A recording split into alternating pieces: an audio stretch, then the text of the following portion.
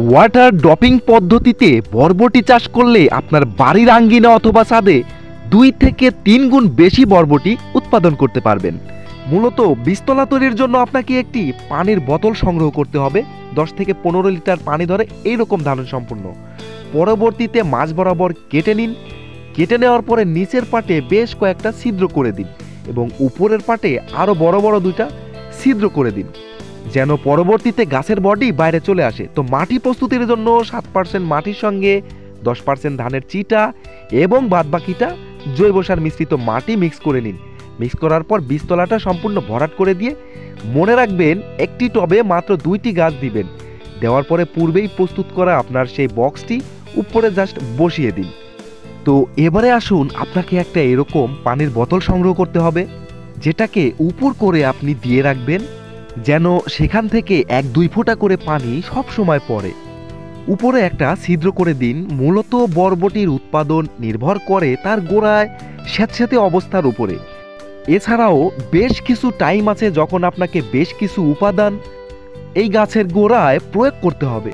তো মূলত মাচা তৈরি করে দিতে হবে গাছগুলো যেন বয়ে উঠে যেতে পারে, যেহেতু বরবটি হচ্ছে লতাগুল্ম গাছ। তো আসুন আসল প্রসেসটি দেখাই এখন। ভিটামিন B1 ট্যাবলেটের একটা গুণাগুণ আপনাকে বলি। 3 থেকে 4 মুঠ সয়াবিনের সঙ্গে 6টা B1 ট্যাবলেট মিক্স করে গ্রাইন্ড হওয়া তরলটুকু 10 লিটার পানির সঙ্গে মেশানো হয়েছে।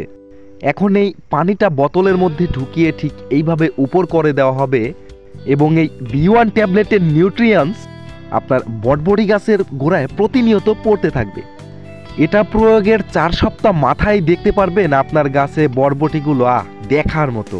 এটা অনেকটা ম্যাজিকের মতো কাজ করে। প্রিয় দর্শক, আপনাদেরকে আরও একটা টেকনিক বলি। 2 থেকে 3 সপ্তাহ পরে ভাত এবং কলার বাকল একসঙ্গে গ্রাইন্ড করে এই মিক্সটা পানির সঙ্গে মিশিয়ে গাছে প্রয়োগ করতে পারেন। এতে আপনার গাছের ফলন আরও কয়েক গুণ বেড়ে যাবে, কারণ কলার খোসাতে আছে পর্যাপ্ত পটাশিয়াম এবং ভাতের মারে রয়েছে এমন কিছু নিউট্রিশন যা গাছের বৃদ্ধির চেয়ে ফলের দিকে বেশি নজর দেয়। আর প্রিয় দর্শক, ছাদ কৃষিতে গাছগুলো কিন্তু পর্যাপ্ত নিউট্রিশন পায় না, কারণ সেখানে কৌশলগুলা অবলম্বন করা হয় না। প্রিয় দর্শক, আপনাদের এমন কিছু টেকনিক অ্যাপ্লাই করতে হবে যেন অল্প পরিশ্রমে ভালো ফলন এবং লাভবান হওয়া যায়।